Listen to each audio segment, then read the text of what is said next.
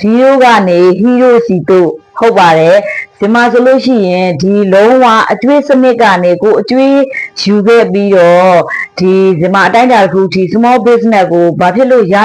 ခဲ့တာလဲဆိုလို့ရှိရင်ရွေးချယ်စရာလုံးဝမရှိဘူးဒီဇိုင်းမတ်လုပ်ခဲ့လို့ပဲဖြစ်တယ်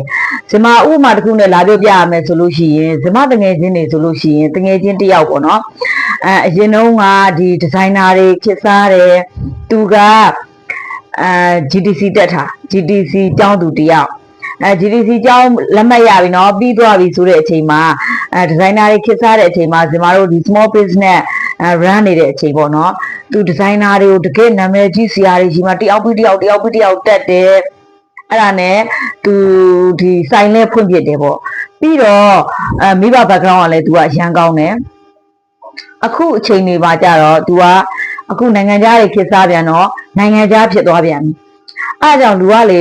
ကိုတခုခုမှာအဖြေထွက်ခြင်းနဲ့ရခြင်းနဲ့ဆိုလို့ရှိရင်ပတ်သက်ရှိတာမရှိတာနဲ့မဆိုင်ဘူးလုံးဝကိုဒီဇိုင်းမတ်တခုတည်းကိုယူတို့လုပ်ဖို့အများကြီးကြီးတယ်ဒီအောင်မြင်ခဲ့တဲ့လူတွေအကုန်လုံးကလည်းအခက်အခဲတွေရင်မဆိုင်ရအောင်လားဆိုတော့အများကြီးရင်ဆိုင်ရတယ်ဒါပေမဲ့ငါဒါကိုဖြစ်အောင်လုပ်မယ်ဒါငါရဲ့အလုပ်ဒါငါရဲ့ဘဝဒါငါရဲ့ life ပဲဆိုပြီးတော့လုံးဝဒီဇိုင်းမတ်ကြိုးစားမယ်ဆိုလို့ရှိရင်ကိုလိုချင်တဲ့ရမှာလုံးဝအကျိတ်သေးပါတယ်